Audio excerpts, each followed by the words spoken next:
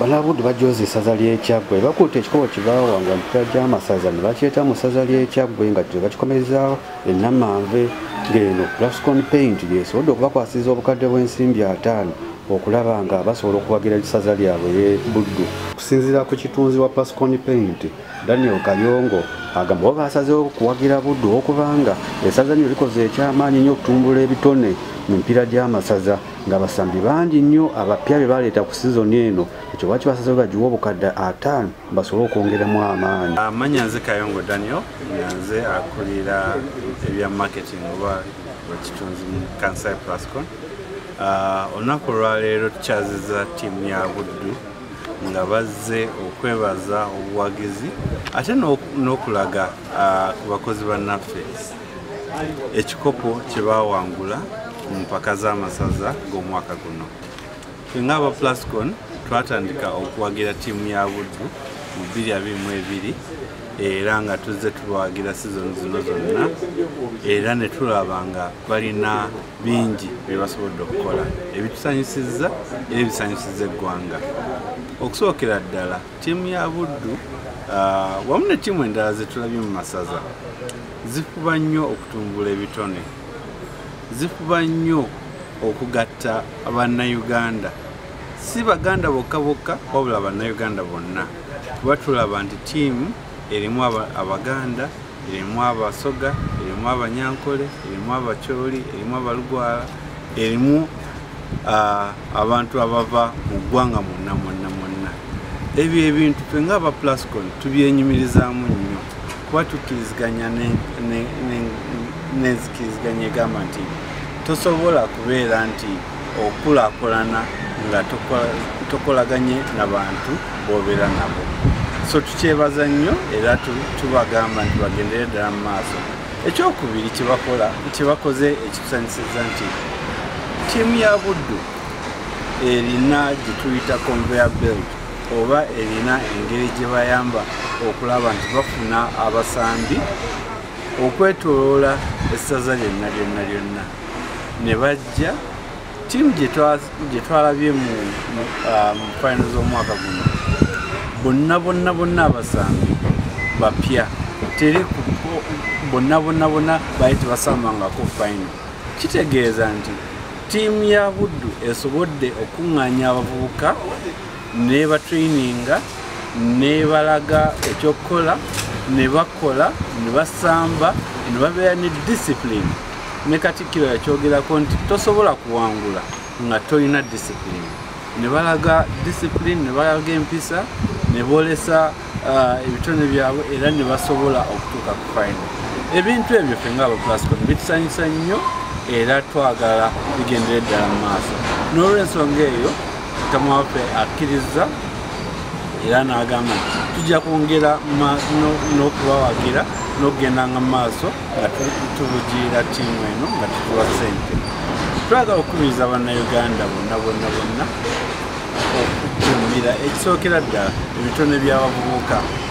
Tulabye abantu abangi abasobodde okufuna emirimu, abasobodde okufuna ettutumu, abasobodde okuvaayo ne babaako bingi bye beekolera nga bayise mu mizannyo. Kale emipiira oba kubaka okw'abakyala oba misinde oba rugby, omuzannyo gonna gusobola okutwala ekisookera ddala Omunnayuganda omuvubuka oyo. N'ekyokubiri eggwanga lyaffe lyonna wamu eddala erisingako. Obuvunaanyizibwa nga ye ttiimu maneja w'essaza ly'e Buddu asimbye nnyo obuyambi buno obwa $5,000,000 Plascon Paint bwe bawadde nagabagenda bayambako okulaba nga Buddu ekola bulungi era basuubiza okulaba nga ekikopo kino bakiwangula emyaka 5 egiddiriŋŋana. Okusookera ddala njagala okwebaza Plascon Paint Kansai olw'enkolagana etatandise lwaleero wabula etambudde emyaka 3 kati babadde bajje batuteekamu ssente. zituyambye nnyo okuba nti ttiimu we mugiraba waliwo omuntu ali emabega atalabika nnyo naye ng'atatuwa amaanyi mangi, so twagala okumwebaza era n'obuwanguzi buno abwinamu omukono munene. Naye ate mu ngeri y'enjawulo twagala okumwebaza nti tutandise sizoni empya ate n'obukadde 50 bwatuwadde olwaleero.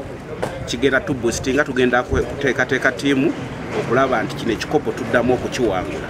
Manyi wabaddewo ebyogerebwa kubanga tewali yali akizzeemu kiwangula, naye olw'okuba tutandise nga mukyali okweteekateeka tugenda kusobola okuwangula ekikopo.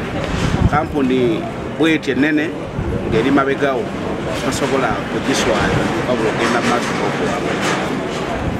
Ndi musanyufu nnyo ne Plascon nga main sponsor wa Buddu, era nga ndi musanyufu nnyo okuba nga tukyaziddwako wano okusisinkana ba sponsors baffe. Tubadde nga tubawulira buwulizi naye tufuna omukisa nti netusobola okubasanga, era tuli basanyufu nnyo olw'okutusponsoringa, olw'okubeera wamu naffe towards this tournament, nti tuli basanyufu nnyo tebatulekeredde, era tusobodde okuvaayo ne victory ey'ekikopo ne tubeera bannantameggwa b'amasaza olw'amaanyi ga Plascon. Era ndi musanyufu nnyo n'obubaka obutuweereddwa, era nebaza Plascon mu buli kimu kye bakoze, era nga tubasaba nti tebakoma okwo, bayongerere ddala otukwatirako okulaba nga Buddu esigala ebeera ku ntikko ebbanga lyonna. Osooka twagala okwebaza ennyo management ya Plascon, abantu bano abakola langi nnungi olw'obuvujjirizi bwakoze ku ttiimu ya Buddu okumala ekiseera ekiwanvu ddala. Ate n'olwaleero neetoola ekirabo kiwa ttiimu yaffe kiwaffe esaza. Tuli bamuwendo nnyo okuba nti tulina abantu abatwagaliza aba Plascon, so ndowooza obuwagizi obwo bujja tuyamba okugenda mu maaso mu kukulaakulanya ebitonde by'abaana bano, okukulaakulanya ebitonde by'abaana Buddu n'abazannyi b'omupiira okutwalira awamu. Awamu tuli basanyufu nnyo era twebaza nnyo obuyambi buno obuwagizi buno abakulu bano bwebakola. Akasiima kaweereddwa essaza okaddamu kategeeza ki? Akasiimu kano era kategeeza bwagazi, kategeeza mukwano twatondawo ne kampani ekola langi. Ensonga lwaki twongera okubeebaza kubanga kagenda tuyambako tubaako ne byetukola okulaakulanya omupiira mu Buddu, era kagenda kutuwa amaanyi okuddamu okutwala ekikopo kino. Tweyamye eri Plascon nti emyaka 5 egiddirira ekikopo kiteekwa kubeera Buddu. Ono ndowooza ekyo kigenda tuyamba okutukwatizaako okutambuza ttiimu yaffe aba nti ekikopo tukyeddiza ate tukitwale n'omwaka oguddako n'oguddako